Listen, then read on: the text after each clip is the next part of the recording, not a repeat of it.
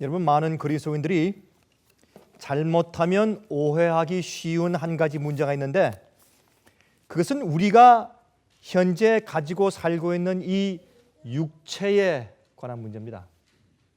여기에 대한 오해나 잘못된 사고방식은 자기의 개인적인 영적인 생활에서 가끔 오류를 발생하게 합니다. 그 오류는 무엇이냐면 가끔 착각을 일으키거나 불필요한 낭망을 일으키거나 아니면 다른 사람들을 보는 우리의 눈과 판단을 어그러지게 만드는 것입니다.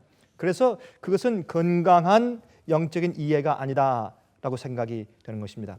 그래서 우리가 쉽게 가질 수 있는 오해란 우리가 거듭나기 전에 가지고 있었던 죄 있는 육신이, 다시 말해서 우리가 거듭나기 전에 가지고 있었던 죄된 육체, 죄 있는 육신이 우리가 거듭나고 개심할 때에 없어진다고 생각을 하는 것입니다. 여러분, 무슨 말인지 이해되십니까? 우리가 거듭나기 전에 가지고 있었던 우리 죄된 본성과 우리 육체가 거듭난 이후에 그 개심하고 중생했을 때 없어진다고 생각을 하는 것입니다. 그러나 우리 조금 더 얘기해 보십시다. 다시 말하자면 거듭난 다음에는 죄의 성질과 그 힘, 그리고 그 충동들과 악한 경향들이 없어진다고 생각을 하는 것입니다. 그것은 오해입니다. 그렇죠? 여러분, 이것이 오해인 줄을 우리가 알지만은, 그러나 우리 마음 가운데 어떤 때는 혼돈이 생기기 때문에 우리 영적인 생애에 있어서 우리의 이해에 오류가 발생하고 다른 사람들에 대한 안목에 오류가 발생하는 것을 우리가 가끔 보게 됩니다. 그러나 거듭난 다음에도 개심하기 이전에 똑같은 성질과, 오늘 제가 말씀드리는 것은 제가 하나하나 그 단어를 제가 정선해서 골랐어요. 그냥 말하면 안 되니까 제가 하나하나 단어를 정선해서 고른 것이니까 잘 여러분 들으시고 한번 그 마음 가운데 되새기시기 바랍니다. 우리가 거듭나고 중생한 다음에도 거듭나고 중생하고 개심하기 이전에 똑같은 우리의 성질과 유혹에 넘어지기 쉬운 옛사람의 육신이 여전히 내 속에 있다는 사실을 우리가 이해해야 합니다. 이 사실을 오해하면 이상한 착각이 생기고 내 생각 가운데서 오류가 발생하게 되는 것을 제가 보게 됩니다. 그래서 많은 사람들이 이런 것들을 또 내가 거듭나고 침례받고 중생하고 주님을 위해 살다가 똑같은 내 성질과 똑같은 내 육신과 똑같은 죄의 본성이 올라올 때 내가 지금 거듭난 것이 아닌가? 라고 하는 착각 속에 빠지는 일들을 제가 종종 본다고 말입니다. 여러분, 이것은 꽤 많은 그리스도인들에게, 이것은 영적으로 관심이 없는 사람들에겐 전혀 무시되는 그런 문제지만은 영적으로 거듭났거나 말씀대로 살거나 주님의 뜻대로 살려고 애쓰는 사람일수록 도전을 받고 대면하는 그런 문제임에 틀림이 없습니다. 그래서 우리 이 문제 시작하면서 제가 육체와 성령이라는 제목을 제가 붙였는데, 육체와 우리 성령의 사이의 그 차이가 무엇인가, 이제 그것을 좀 이해하려고 하는 것인데, 오늘은 제가 이 질문, 두 가지 질문을 제가 물으면 시작을 하겠습니다. 이 두 가지 질문을 우리가 들어보면 지금 제가 무슨 말을 하고 있는지 여러분께서 그 의도를 이해하시게 되실 것입니다. 또 여러분 마음 가운데 있는 어떤 이 문제에 관한 여러분의 정의를 여러분들이 확실하게 짚고 지나갈 수가 있을 것입니다. 질문 첫 번째, 우리가, 잘 들으세요, 우리가 개심한 후에도 개심하기 이전과 똑같은 몸, 즉 같은 살과 뼈와 피로 이루어져 있는 똑같은 몸을 가지고 있습니까? 예스죠? 그렇죠? 우리가 거듭난 다음에 우리가 여전히 가지고 있는 몸은 새로운 몸을 받은 것이 아니죠. 똑같은 살과 피와 뼈를 가지고 있습니다. 맞습니까? 두 번째 질문, 그 육체는 개심하기 이전과 중생하기 이전과 똑같은 날 때부터 타고난 육신으로서 원래 가지고 있던 같은 죄의 성질을 그대로 가지고 있는 육신입니까? 예스입니다. 자, 그러면 아주 분명해지죠? 그래서 우리가 거듭난 다음에 우리 몸이 바뀌는 것이 아니란 말입니다. 만약 하나님께서 우리 몸을 바꿔주신다면 그것은 전혀 다른 얘기를 하고 있는 것이죠. 우리의 몸은 성경이 말하기를 예수께서 재림하실 때 호련히 순식간에 in a twinkling of an eye, 눈을 깜짝할 사이에 직역을 한다면 그때 우리 몸을 바꿔주시고 변화시켜주시고 그럴 때 우리의 살과 피와 뼈가 새로운 육체로 영원한 육체로 죽지 않을 수 있는 육체로 더 이상 병들지 않는 그런 하나님의 완전한 육체로 그때 바꾸어진단 말입니다. 그러나 그때까지는 우리가 지금 현재 이 옷을 입고 있어야 합니다. 그러므로 거듭날 때는 우리 마음이 바뀌는 것이지 우리 육체의 변화는 없습니다. 다시 말해서 여러분들이 중생하고 거듭났다고 해서 하나님께서 여러분에게 올바른 새로운 의도와 새로운 동기와 새로운 방향과 새로운 계획과 새로운 마음의 상태를 주시지만은 여러분이 가지고 있는 옛날부터 가지고 배양해온 그러한 죄의 성질과 연약성들과 그러한 기질들이 그냥 우리 몸속에 있단 말입니다. 그러니까 싸움이 생기죠. 거듭나기 전에는 영적인 싸움이 없습니다. 왜 싸워요? 왜 우리가 싸움이 생기느냐 하면 거듭났으니까 싸우는 것이죠. 그런데 사람들이 거듭난 다음에 오는 싸움을 가지고 내가 이것 때문에 이래서 내가 거듭나지 않은 모양이다 라고 착각한단 말입니다. 그것은 잘못된 생각입니다. 여러분 그 생각을 좀 고치시길 제가 바라는 것입니다. 그래서 로마서 7장 18절에 말씀하기를 내 속 곧 내 육신에 선한 것이 거하지 아니하는 줄을 아노니. 여러분 자세히 보세요. 내 육신, 내 몸속에는 선한 것이 없어요. 왜? 하나님의 성령의 역사와 생명의 성령의 법이 역사하지 않고 내가 차단시켜서 없애버리고 내가 내 속에 있는 그대로 내가 산다면 내 속에서 선한 것이 나오지 않습니다. 남을 도와주고 수재연금을 내가 만불을 냈는데 내 이름을 크게 대문짝만하게 신문에 넣어주지 않으면 화가 나는 것이에요. 좋은 일을 해서. 그건 성경에 말하는 건 선이 아니라고 말을 해요. 자기를 위해 사는 것이기 때문에. 그래서 우리가 내 육신 가운데 선한 것이 거하지 아니하는 줄을 아오니 거기서 끝나잖아요. 아노니 거기서 끝나지 않고 두 번째 원함은 내게 있으나 이 원함이 뭐예요? 내 마음속의 마음이에요. 내 마음속에 원함은 있으나 선을 행하는 것은 없도다. 이렇게 해서 무슨 사도 바울이 지금 로마서 7장 가운데 우리의 육체와 우리의 마음 속에 있는 관계에 있어서 한 가지 분명한 정석을 딱 이렇게 때려놓는데 그것은 뭐냐면 여러분과 제 마음 가운데 거듭나기 전이나 거듭난 후나 우리의 육체, 우리의 육신, 죄의 본성 속에는 선한 것이 있다 없다? 없다. 그게 성경의 정석이에요. 여기에 대해서 사람들이 자꾸 오해한단 말입니다. 그래서 여기에 대한 오해로 좀 더 극단적으로 치달은 것 가운데 하나가 1800년도 중반부 좀 지나서 1800년도 50년대 60년도에 초기까지 조금 있었던 거룩한 육체 운동입니다. Holy Flesh Movement. 그래서 뭐냐면 내가 거듭난 다음엔 성령으로 거듭났기 때문에 내 몸 자체가 바뀌었단 말입니다. 그 다음부터 내 속에서 올라오는 충동이나 생각들은 전부 다 거룩하단 말입니다. 그렇게 해서 나중에 어떻게 해요?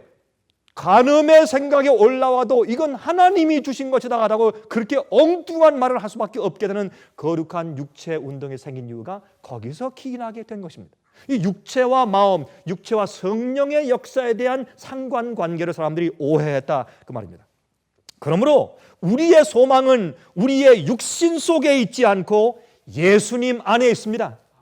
그래서 우리는 계속해서 육신을 신뢰하지 말고 쳐서 복종시켜야 합니다. 육신으로부터 선한 일을 기대하지 말아야 합니다. 육신에서 일어나고 있는 충동들과 생각들을 무자비하게 쳐서 죽여야 합니다. 이 말이 참 설교에서 쓰기는 좀 안 좋은 말인데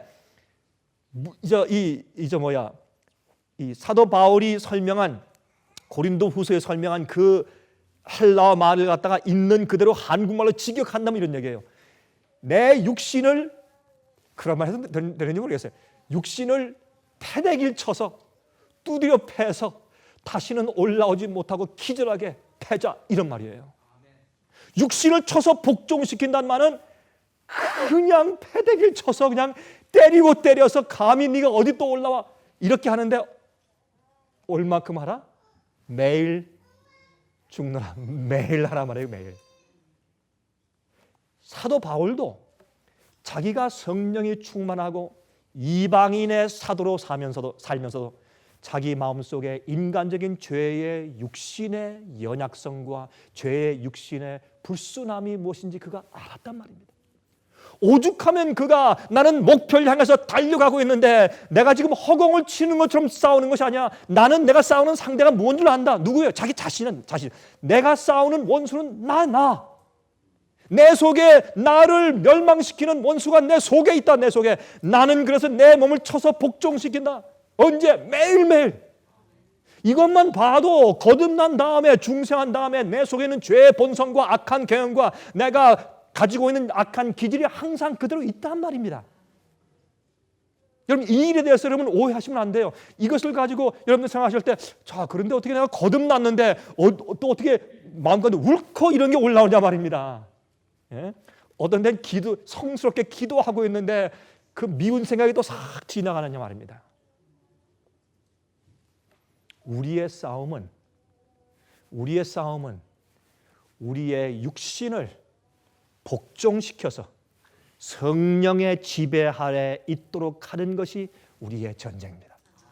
우리는 내 속에 있는 죄의 기질과 성질을 더 이상 내 몸에 없게 잡아 없애버리는 일을 하는 것이 아니라 내 속에 예수께서 오실 때 그런 성질이 더 이상 존재하지 않는 새로운 육체를 주실 때까지 내가 성령께 내 몸과 마음을 복종시켜서 내 육체를 쳐서 복종시켜서 주님의 뜻과 성령의 역사대로 살기로 내 마음을 굴복해 바치는 싸움을 해나가는 과정입니다. 자, 그러므로 거듭난 자들에게도 죄의 육신이 그대로 존재합니다. 다시 말해서 그 말은 그전 성격이 그대로 있어요. 여러분, 제가 이 말씀을 좀 더 강조하기 위해서 여러분들을 좀 이 실망을 시켜드려야 돼요. 실망을 먼저 시켜야 소망을 가지죠.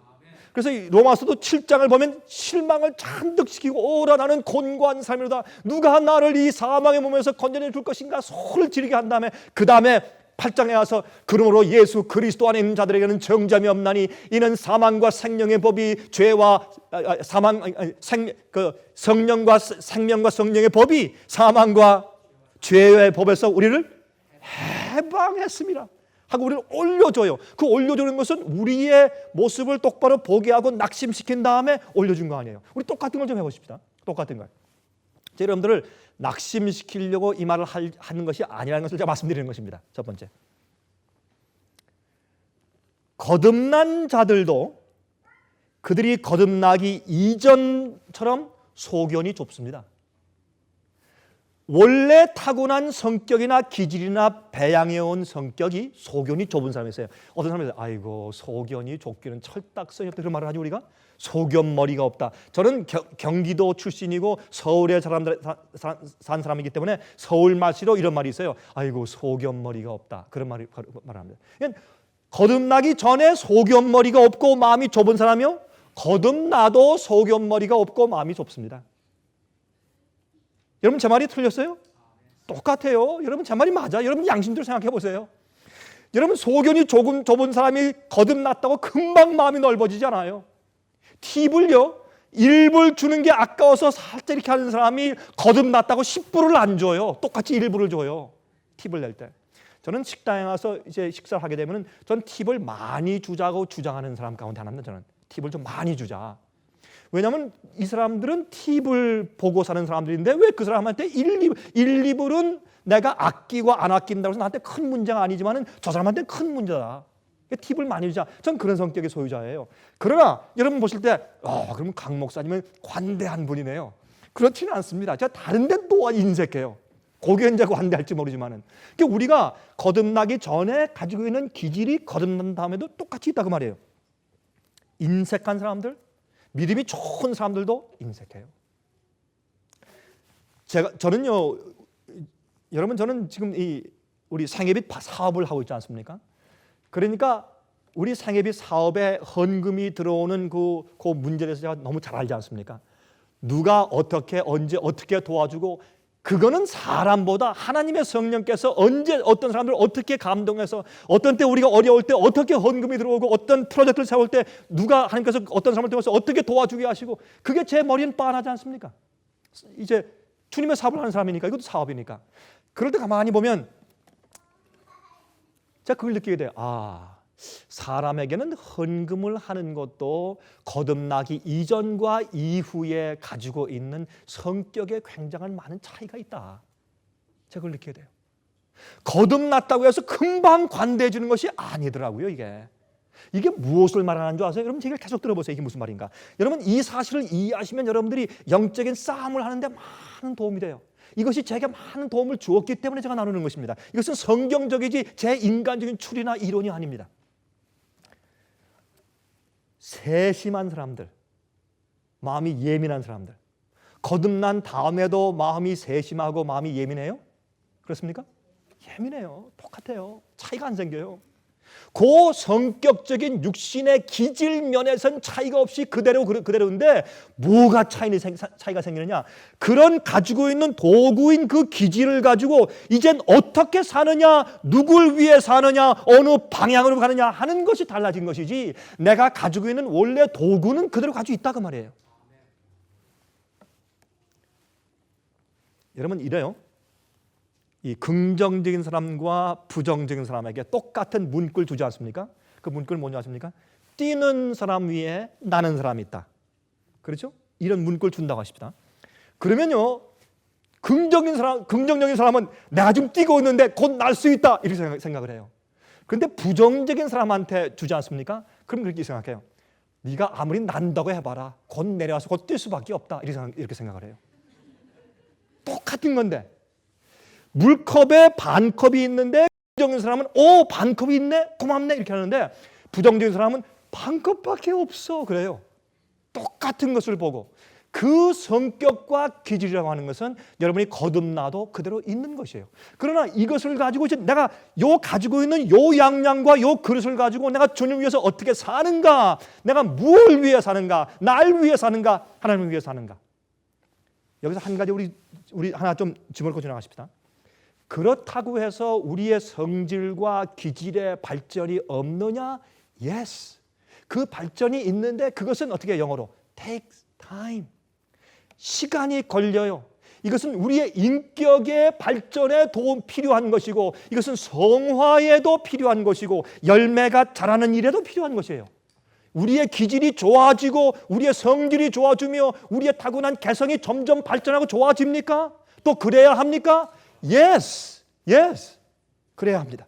그러나 이러한 것과 우리가 거듭난 상태와의 이 관계에 대해서 사람들이 가끔 오해하게 된다고 그 말입니다. 얼렁뚱땅하는 사람들 있죠. 얼렁뚱땅하는 사람들은 대부분 큰 일을 저질러서 장사를 잘하는 사람이에요. 얼렁뚱땅한 사람들이요, 장사하면 잘해요. 근데 회개를 시키면 안 돼요. 그런 사람들은 회개하고 재물 시키면 이게 문제가 생겨요. 그 사람이 나빠서보다, 아니요, 똑같이 얼렁뚱땅한 사람과 아주 자상한 사람과 둘 다 거듭나고 좋은 동기를 가지고 있다고 우리가 인정하십시다. 두 사람이. 그러나 한 사람은 나가서 프로모션을 해야 돼요. 한 사람은 재물을 해야 돼요. 근데 이 두 사람을 바꿔놓으면 둘 다 일을 못해요. 이 재무하는 사람이 얼렁뚱땅한 사람을 볼 때 저 사람은 가짜야, 거짓말쟁이, 이렇게 되어 있어요. 그러나 이 얼렁뚱땅한 사람이 재물을 보면 아유, 쪼잔한 사람, 예민한 사람, 꼭 막힌 사람, 이렇게 되어 있어요. 그러면 이걸 우리가 어떻게 이해해야 됩니까? 여러분, 이런 것들이 바로 우리가 육체에 대해서 이해하는 것들입니다. 제가 사실은 이 얘기는 제가 다니면서 여행을 하면서 꽤 많은 사람들과 대화하는 과정 가운데서 제가 질문을 받고 그들에게 답변하고, 어떤 때는 공중석상에서 질문하고, 어떤 사람 개인적으로 와서 어떤 분들은 이런 데 대해서 고민하는 사람들이 있어요. 목사님, 나는 성질이 이런데 이거 내가 정말 거듭난 겁니까? 라고 고민하며 눈물이 글썽거리며 저한테 와서 말하는 사람이 한두 사람이 아니에요, 여러분. 특별히 어떤 사람이 그런지 아세요? 예민한 분들. 예민한 분들은요, 하나님을 참 사랑해요. 왜 그런지 아세요? 그 마음이 자상해요. 그 마음이 자기 마음속에 있는 하나하나 뜯어보는 사람이에요. 아주 예민하고 자상하기 때문에 그런 사람들은 하나님께 마음을 순결하고 깨끗한 마음을 바치기 위해서 몸부림치는 사람이에요. 대충 하는 사람들은 그렇게 고민을 안 해요. 그러나 이런 것 때문에 마음 가운데 영적인 갈등과 쓸데없는 오해와 오류가 발생할 수 있다, 그 말입니다. 자, 이러한 우리의 육체가 여전히 우리의 새 영과 새 마음과 싸움을 걸어오고 있는 것입니다. 싸움을 걸어오는 충동과 유혹이 항상 있어요. 거듭나기 전엔 싸움이 없어요. 왜? 과격한 성격의 사람이 과격하게 해치워버리면 속이 시원하고 좋지. 무슨 가책이 있어요. 좋지.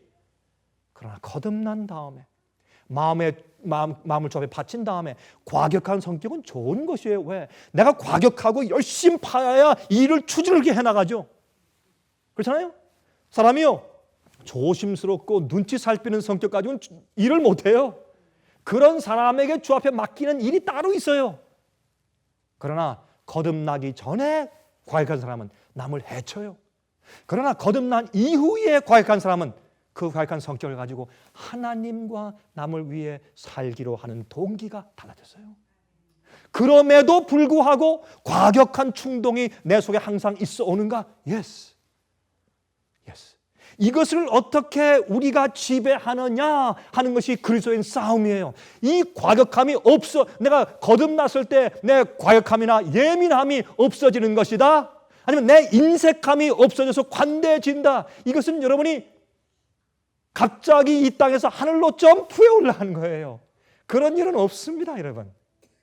그래서 여러분들이 우리가 내가 지금 싸우는 삶의 성질이 어떤 것이며 어떤 전쟁을 하고 있다는 사실을 똑바로 봐야 내가 올바로 전쟁을 하지, 엉뚱한 허상을 가지고 있으면 허공을 치는 것처럼 엉뚱한 데 치지만 진짜 전곡을 때리지 못해요. 거기에 문제가 있는 것입니다. 그래서 여러분들, 우리가 항상 뭘 해야 되느냐 하면 이걸 이해해야 돼요. 로마서 7장 25절에 이렇게 말씀했어요. 우리 주 예수 그리스도로 말미암아 하나님께 감사하리로다. 그런즉 내 자신이 마음으로는 하나님의 법을, 육신으로는 무엇을요? 죄의 법을 섬기노라. 이것이 로마서 7장과 8장을 연결해주는 마지막 고리예요. 요게 딱 걸려있기 때문에 7장과 8장이 연결되는 것이에요. 이게 뭔지 아세요? 거듭나도 내 속의 육체는 항상 죄의 법을 섬기고 있어요. 그러나 8장에 가면은 성령의 생명의 법이 나를 그 육신의 법에서 해방시켰기 때문에 더 이상 그 육체의 충동과 힘에 내가 지배받아 살 필요가 없어요. 이제는 내 마음이 하나님의 법을 섬기는데 이 법을 섬기는 내 마음이 주도가 돼서 내 마음의 주권을 잡고서 내 육체를 다스릴 수가 있어요. 그럼에도 불구하고 내 속에 육신의 죄의 법이 항상 영어로 lurking, 항상 호시탐탐 기회를 노리고 충동질하고 애쓰고 있느냐? 또 주위에 그렇게 하도록 마귀가 역사에서 그런 환경과 분위기를, 그런 사람들을, 그런 것들을 항상 제공해 주고 있느냐? Yes. 그래서 우리가 우겨쌈을 당하며 고통당하며 싸워나가고 있는 것입니다. 그러면 여러분들이 그러한 죄의 옛날에 있던 그런 편협한 기질, 인색한 기질, 과격한 기질, 의심하기를 쉽게 하는 기질, 세상의 정과 욕심을 좋아하는 기질이 계속해서 충동질에서 죄의 법으로 올라올지라도 여러분 놀라지 마세요. 그것은 우리 속에 있는 것이에요. 그러나 거기에 우리가 져서 살 필요가 없는 것입니다. 그런 것 때문에 마음 가운데 어려움이 생겨도 그것 때문에 여러분이 거듭나지 않았다는 뜻이 아니라 그 말이에요. 자, 우리가 결심할 때 그러면 옛 마음이 새 몸을 입는 것이 아니고 옛 몸 속에 새 마음을 두는 것입니다. 맞습니까? 그것을 새 영을 받는다고 말씀되어 있는데 이것은 죄 있는 우리의 육신을 제거하는 것이 아니고 육신의 죄를 정죄하고 정복하기 위하여 죄 없으신 하나님의 성령을 받아들이는 것을 말합니다. 우리가 거듭난다고 우리의 육신을 잘라버리는 것이 아니에요. 그것도 항상 있습니다.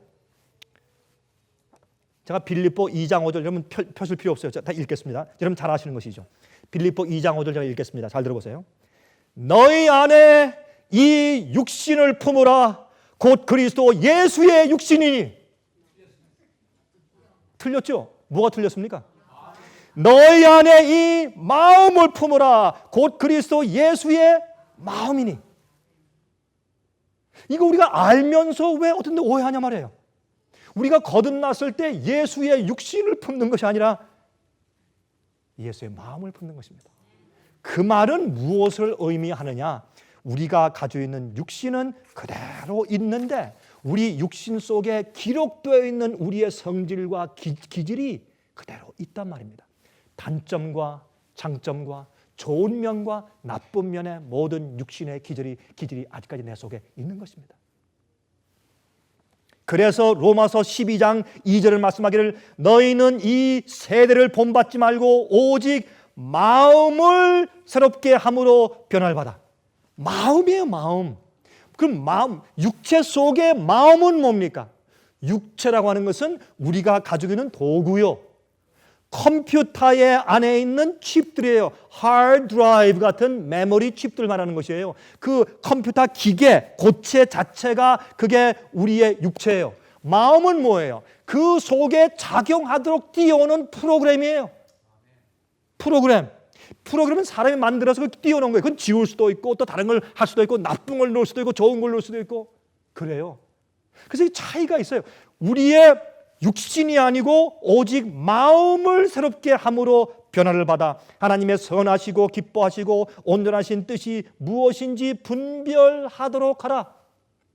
자, 그러면 우리가 어떻게 새 마음을 받습니까? 마음의 변화를 받습니까? 이것은 이미 구약 성경에 말씀되어 있어요. 구약 성경 에스겔 36장 26절에 말했어요. 에스겔 36장 26절에 또 새 영을 너희 속에 두고 새 마음을 너에게 주되 같은 말이에요.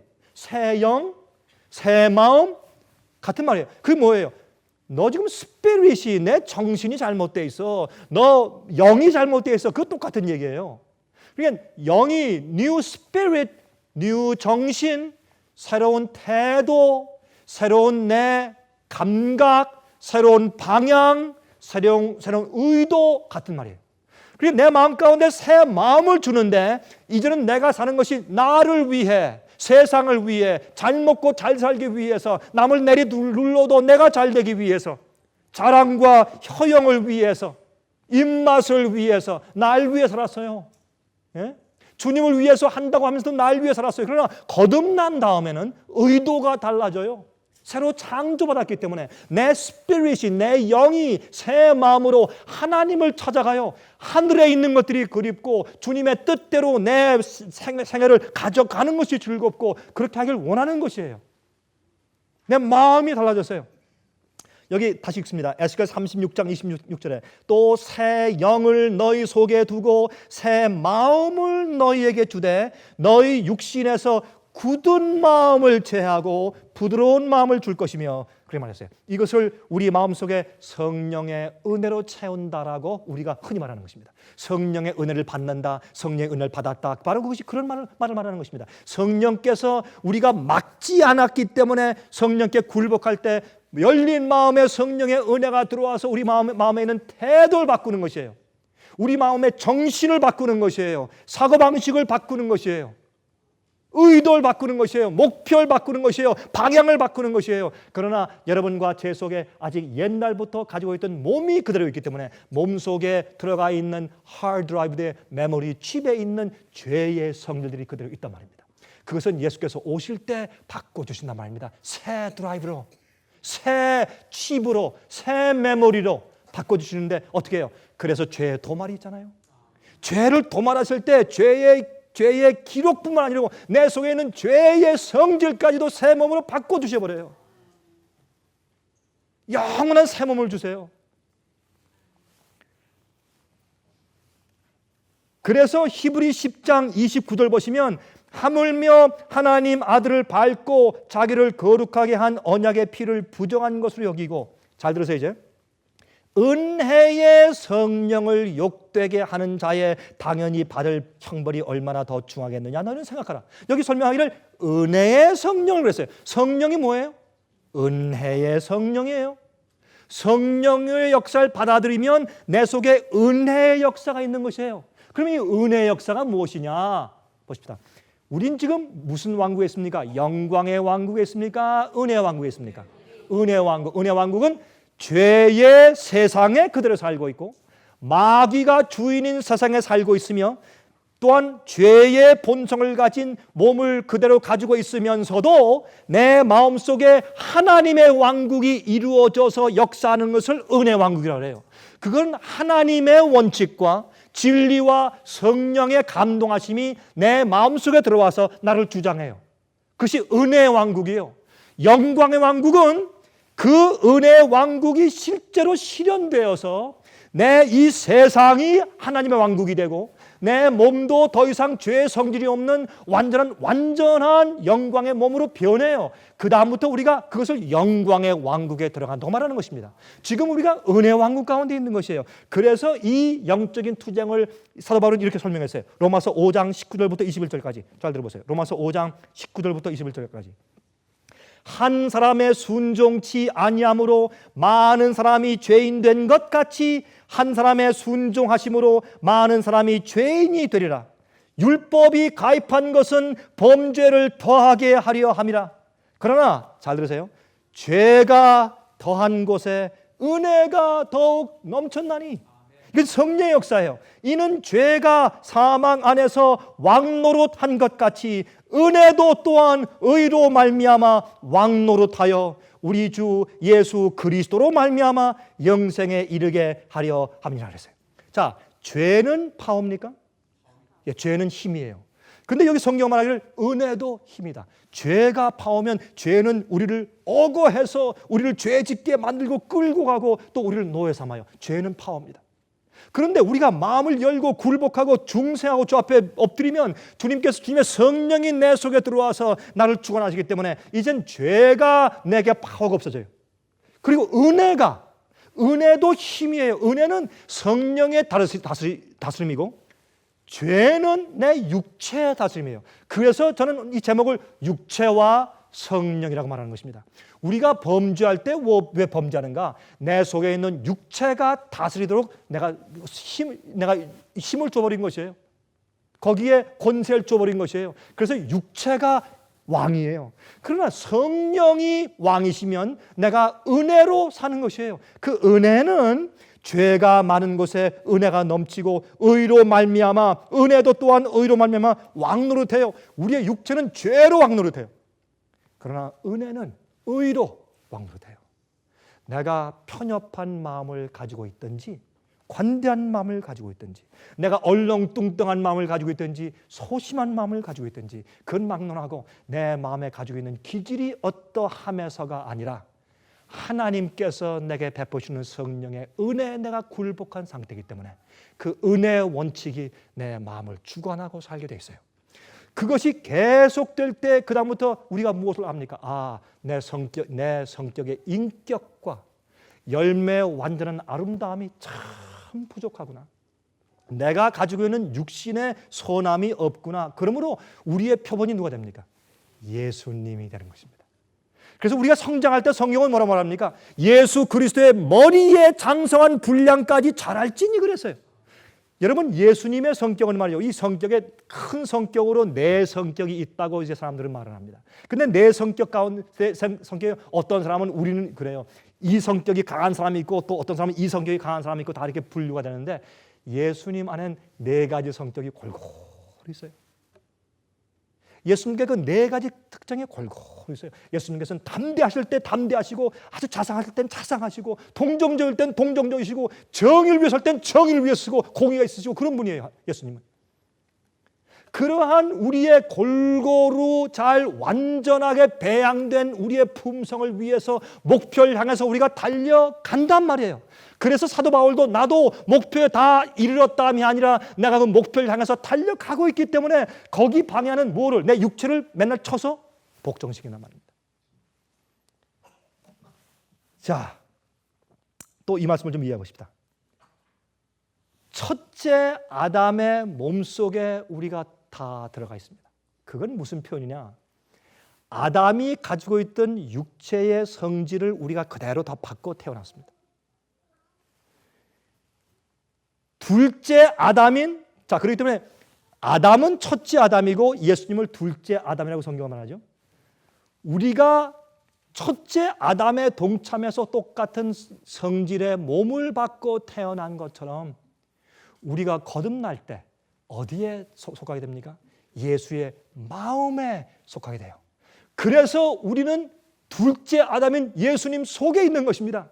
첫째 아담인 아담의 몸 속에 속해 있지만은 우리 마음은 둘째 아담인 예수님 속에 있는 것이에요. 그래서 예수님 마음 속에 있었던 똑같은 성질의 성령께서 똑같은 성질과 똑같은 원칙과 진리를 가지고 내 속에도 오셔서 나를 지배하실 수가 있단 말입니다.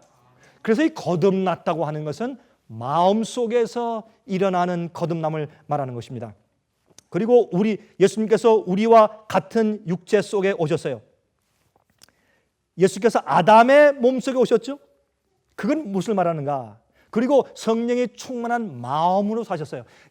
그래서 예수님이 타락하고 죄된 육신을 쓰고 오셨는가? 예스라고 해야지 복음적이지. 예수께서 그런 것과 상관없는 그런 아담이 범죄하기 이전에 에덴 동산에 있었던 죄 없는 그 몸으로 오셨다 라고 말하는 것은 복음에 배치되는 이유가, 그러면 예수님께서 한결같이 우리와 같은 시험을 받을 수 없고 유혹받을 수가 없고 우리와 함께 하나가 되어서 오신 것이 아닌 게 되어버려요. 그래서 복음에 문제가 생기는 것입니다. 여러분, 예수님은 아담의 자손들의 몸속으로 오셨어요. 그 몸속으로 오실 때는 우리가 가지고 있는 몸의 속성을 그대로 그런 방법으로 받고 오신 것입니다. 아담이 범죄한 이후에 4천 이후에 몸속으로 예수께서 오신 것이에요. 그렇지만은 성령이 충만한 마음을 가지고 사셨어요.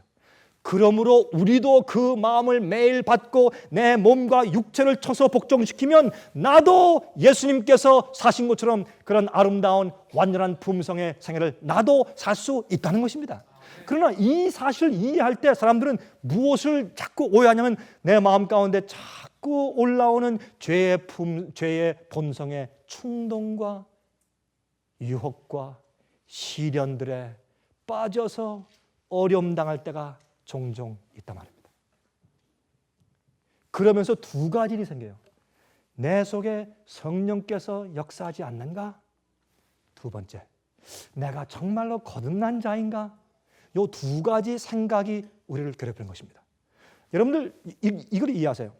여러분이 정말 말씀을 읽고 듣기를 좋아하고 기도하기를 즐기고 주님께 내가 지금 기도하면 주여 나를 구하시고 주님의 뜻대로 나를 인도하시고 날 영원한 나라로 데려가시고 나를 주님의 소유로 삼아 주십시오 하는 그 의도가 여러분 마음 가운데 항상 생생히 살아있다면 여러분들은 거듭난 자요. 여러분은 하늘을 향해서 가는 사람들이에요. 그러면 여러분들이 이러한 죄의 육체의 공격과 싸움 때문에 어떤 때는 굉장히 마음이 어려워요. 여러분이 그 마음이 어려운 순간에 여러분이 갑자기 거듭난 상태가 잃어버렸다고 오해하지 마십시오.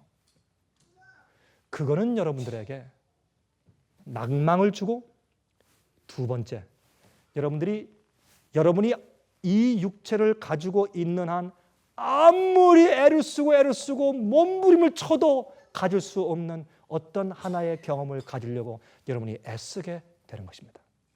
이 두 가지는 많은 그리스도인들에게 큰 부담이 되어오는 것을 제가 요즘에 느껴서 제가 이 말씀을 드리는 것입니다. 여러분, 예수님께서 육체 가운데 오셨을 때 우리의 시험과 유혹들을 받으시고 성령으로 승리했어요. 육신을 쳐서 복종시키셨어요. 인류가 범죄했을 때 땅에 가시와 엉겅퀴가 났습니다.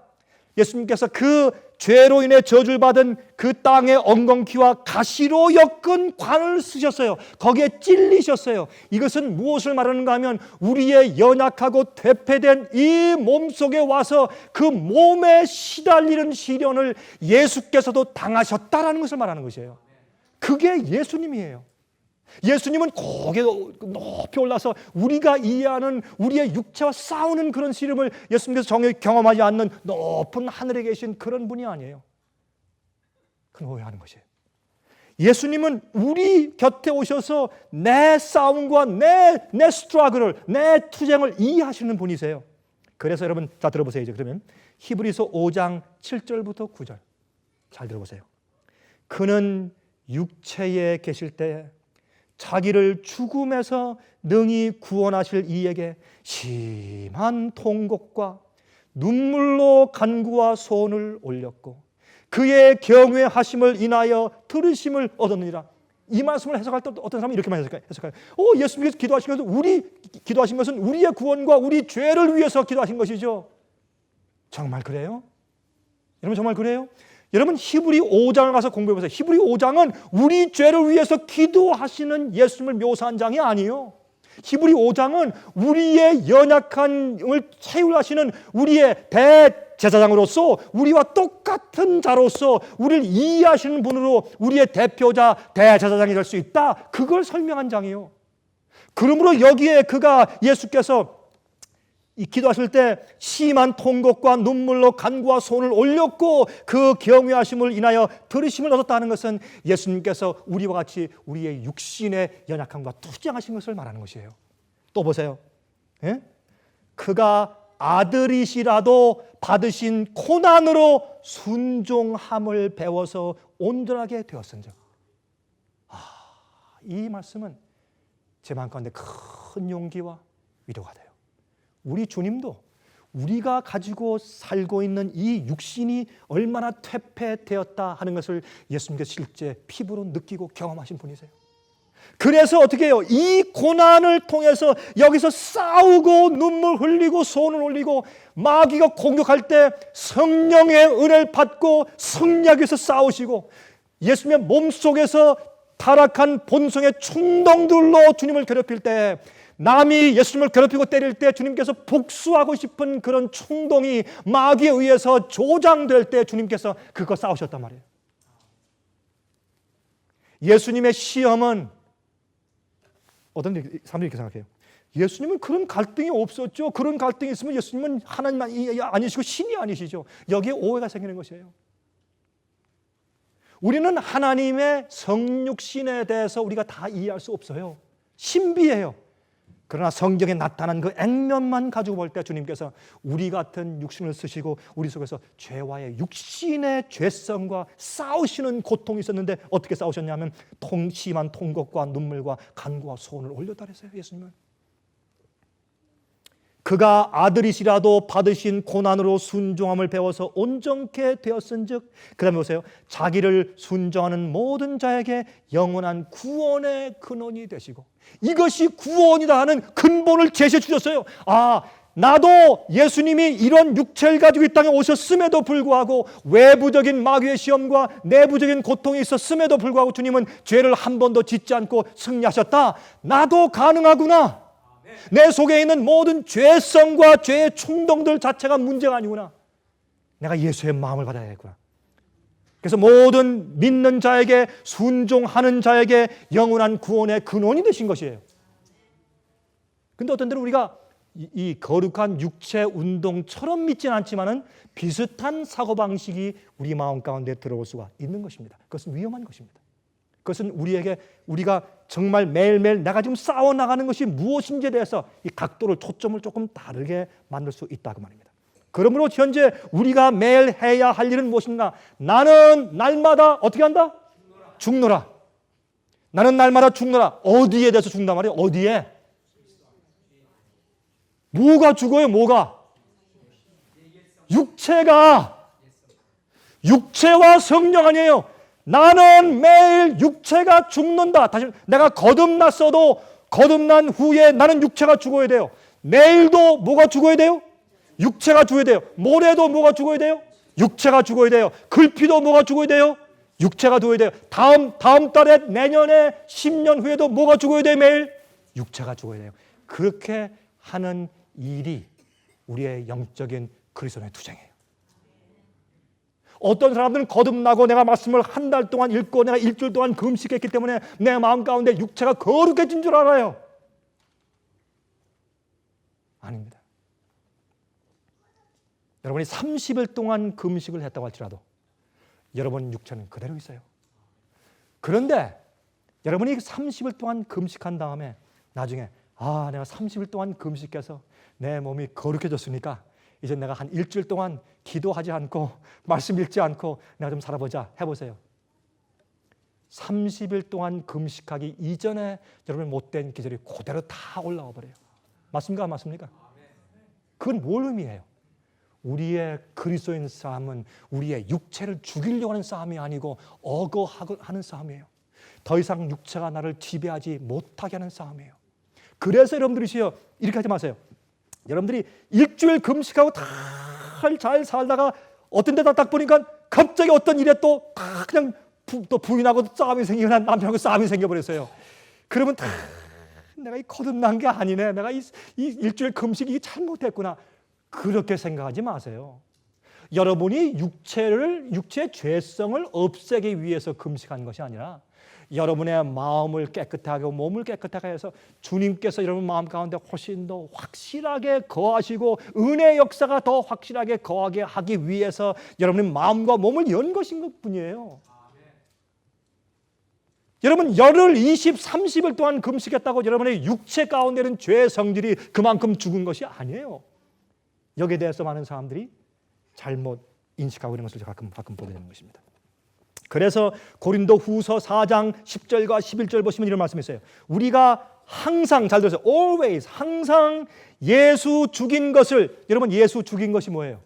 십자가 아니에요. 예수 죽인 것을 십자가를 몸에 짊어지면 어떻게? 항상 짊어지면 예수의 생명도 우리 몸에 나타내게 하려 함이라. 우리 산자가 항상 예수를 위하여 죽음에 넘기우면 예수의 생명이 또한 우리 죽을 육체에 나타나게 하려 함이라. 예, 보세요. 항상 예수를 위하여 죽음에 넘기우면 예수의 생명이 또한 우리 죽을 육체에 나타나게 하려 함이라. 다시 말해서 내 육체는 항상 죽어요. 항상 죽는데 뭘 가지고 가야 죽어요? 십자가를. 항상 예수 죽인 것을 우리도 매일 항상 몸에 짊어져야 우리가 육체를 죽일 수 있다 그 말이에요. 그리고 예수님의 십자가는 우리 죄를 대신해서 돌아가신 것뿐만 아니라 예수님이 십자가를 지신 행위 전 자체가, 예수님의 그 십자가를 지신 그 예수님의 생애가 무엇을 의미하는가 하면 우리가 내 육신을 쳐서 복생시키기 위해서 십자가 못 박아 죽이기 위해서 내가 져야 할 우리의 십자가를 상징하는 것이에요. 그 십자가를 져야 돼요. 그 십자가를 지는 것은 이런 얘기를 말하는 것입니다. 내가 부정직하고 싶은, 그렇게 해야 이윤이 있을 것 같은 충동이 올라올 때 십자가를 지십시오. 십자가 지는 것은 여러분이 옛날에 예수께서 사실 때 십자가를 지고 가면 사람들이 뭐라 그래요? 저 사람은 어디 간다 그래요? 죽으러 간다 그래요. 그렇죠? 사람들이 당신 십자가 왜 지요? 나 죽으러 가는 겁니다. 못 박히려 가는 겁니다. 항상 그렇게 하란 말이에요. 내 속에 있는 육체의 충동이나 말을 신뢰하지 말라. 올라오면 십자가 지라요. 넌 죽으러 가는 거야. 가만히 있어. 가만히 있어. 넌 죽으러 가는 거야. 항상 십자가를 짊어지란 말입니다. 그리고 성령의 음성에 마음을 기울이십시오. 어떤 땐 말이죠. 이렇게 하세요. 제가 이 얘기는 가끔 하는 얘기입니다. 어떤 때는 말이죠. 원수를 사랑해야 돼요. 그렇죠? 원수를 사랑해야 돼. 원수를 사랑하지 않으면 그리스도인이 아니에요. 근데 성경이 이렇게 말했어요. 너희가 원수를 사랑할 때 원수를 사랑하는 마음을 가지라. 사랑하는 감정을 가지라. 그렇게 명령하지 않으셨어요. 그것은 여러분과 저 죄성을 가진 죄의 육체를 가지고 있는 우리에게는 불가능한 일이에요. 어떻게 여러분과 제가 원수를 사랑하는 감정이 갑자기 생겨요? 여러분 그거 생깁니까? 여러분 5년 10년을 여러분 돌을 닦아보세요. 그거 되는가? 그건 우리의 육체로선 안 된단 말이에요. 그래서 사도 바울이 뭐라 그랬어요? 뭐랬어요? 우리 육체 속에 무엇이 없다? 선한 것이 없다. 그러면 어떻게 하란 말이에요? 그렇게 주 앞에 굴복하란 말입니다. 원수를 미워하는 마음이 올라올 때 뭘 지라? 십자가, 예수를 죽인 것을 짊어지라. 그 주 앞에 나가는 것이에요. 주님이시여, 나는 내 육체의 음성을 듣지 않고 하나님의 성령의 은혜의 음성을 듣기로 나는 결정합니다. 선택합니다 하고 십자가 지고 가란 말이에요. 그럼 주님께서 무엇까지 주세요? 원수를 사랑하는 감정까지도 주세요. 그 감정이 내 마음 가운데 이르러 오는 일이 며칠 걸릴 수도 있어요. 그러나 주님께서 주님의 뜻대로 살려고 굴복하고 주 앞에 엎드러지고 십자가 지고 가는 우리를 주님께서 불쌍히 여기세요. 그리고 주님께서 그 사람을 정죄하지 않으세요. 왜요? 주님 우리 마음을 보시기 때문에, 우리 마음의 동기를 보시고, 우리가 내 육체는 나는 이런 사람입니다. 하나님, 난 내 속에 선한 것이 없습니다. 그러나 주님 한 가지 아십니다. 나는 이대로 살지 않고 하나님의 뜻대로 살고 성령의 음성대로 살고 결심한 사람이고, 난 그렇게 선택하고 지금 가고 있지 않습니까? 주님, you know me. 주님 나를 아시지 않습니까? 그러한 자를 주님께서 결단코 박대하시거나 그런 자를 주님의 손에서 내쫓지 않으신단 말입니다. 여러분, 제가 지금 무슨 얘기를 하는지 여러분이 피부로 느껴보셔야 돼요. 여러분이 영적인 갈등 속에서 이것이 정말 무엇을 의미하는지 여러분 한번 느껴보셔야 돼요. 그래야 승리할 수 있는 사람이 돼요. 정말 내 속에, 내 육체 속에 내가 성령이 내 속에서 승리하는 것이 무엇인지를 매일 경험해야 돼요. 여러분, 승리할 때 갑자기 하늘과 지옥이 왔다 갔다 하는 게 아니에요. 우리 속에 우리는 항상 죄의 육체와 본성을 경험해요. 육체와 본성의 죄성을 우리가 항상 느끼고 경험해요. 그 속에서 우리가 절규해요. 그러나 죄에 빠지거나 죄를 선택하거나 죄의 노예가 돼서 끌려다니지 않아요. 여러분, 제발 이 사실에 제가 왜 이런 말을 하는지 여러분께서 이해하게 되시길 제가 기도합니다.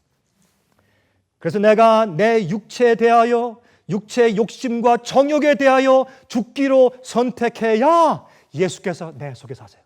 내가 예수님의 십자가를 지고 가고 항상 내가 내 자신에게 날마다 죽고 나를 쳐서 복종시키고 말이죠. 예? 내가 싸우는 대상이 뭔지 내가 알아요. 항상 내 죄성과 내 몸에 있는 육체를 쳐서 복종시키고, 넌 가만히 있어, 난 널 따라서 살 수 없어. 계속 쳐서 복종시키며 십자가를 지고 따라 나가는데, 여러분 창세기를 보시면 어떻게 되어 있어요? 땅을 너희가 길쌈을 하고 땅을 갈고 농사를 짓고 열심히 땀을 흘려 일하지 않으면 너희가 식물을 먹을 수 없다 그랬어요. 아무리 좋은 과일나무, 과수원이라고 할지라도 여러분 가꾸지 않고 그냥 내버려두세요. 어떻게 됩니까? 잡초가 나고 가시와 엉겅퀴가 나서 약물을 다 뺏어가 버려요.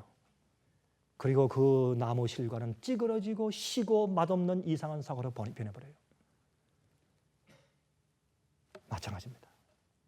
우리는 그것을 알면서 A를 얻기 위해서 그렇게 열심히 공부하면서, 돈을 벌기 위해서 그렇게 열심히 공부하면서, 왜 우리가 영생을 얻고 내 육신을 쳐서 복종시키고 은혜 왕국에 들어가고 성령의 음성을 듣고 십자가를 지고 따르는 것은 왜 율법주의라고 생각하냐 말이에요. 그거를.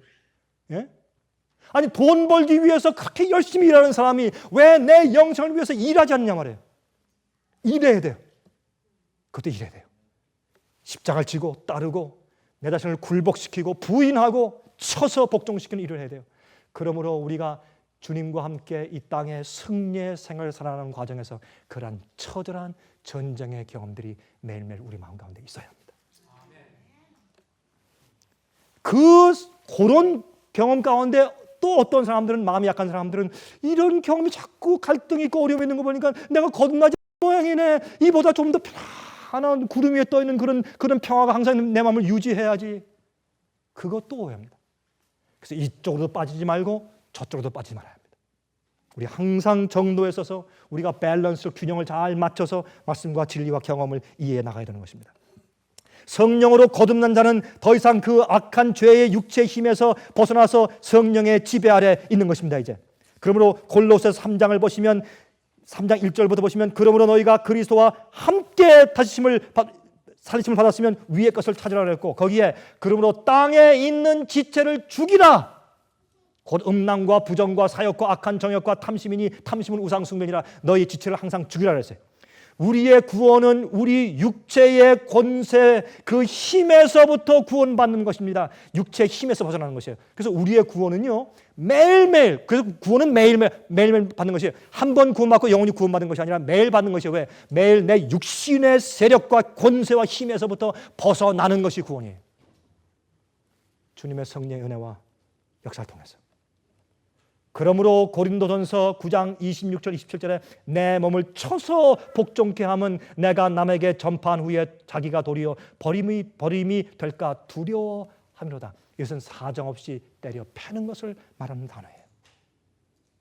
빌립보 2장에 그래서 말씀하기를, 예수님께서는 어떻게 해요? 자기를 낮추시고 죽기까지 복종하셨으니, 예수님은 자기의 육체에 복종하지 않고 하나님 아버지의 말씀과 성령의 인도하심에 죽기까지 복종했어요. 눈물과 간구로 심한 통곡으로 주님께서 기도하시고 육체 고난을 당하셨어요. 육체 고난을 받으신 이가 죄를 그쳤다라고 성경은 말하고 있어요. 여러분이시여, 생명의 성령의 법이, 성령의 능력이 죄와 사망의 법인 우리의 육체를 승리하도록 하십시다. 그게 우리의 굴복입니다. 매일매일 그 일을 할 것입니다. 매일매일 우리가 더 이상 육신을 신뢰하지 말고 예수 그리스도를 신뢰하게 되시기를 간절히 바랍니다.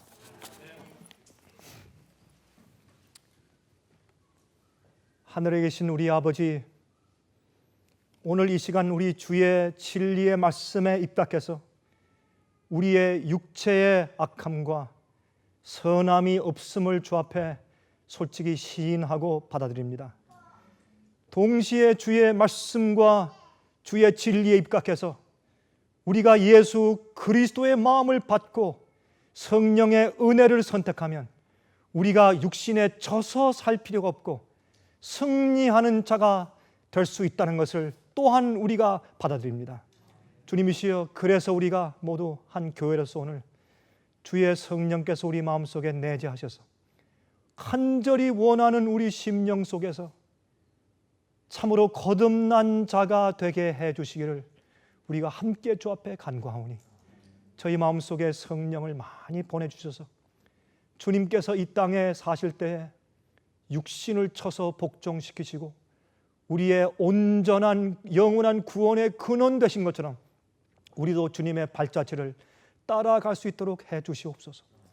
주님이시여, 우리 마음속에 들어오는 여러 가지 어려운 일들, 우리가 육신 속에 아직도 살고 있기 때문에 생기는 여러 가지 고난들과 고충들을 아버지께서 이해하십니다.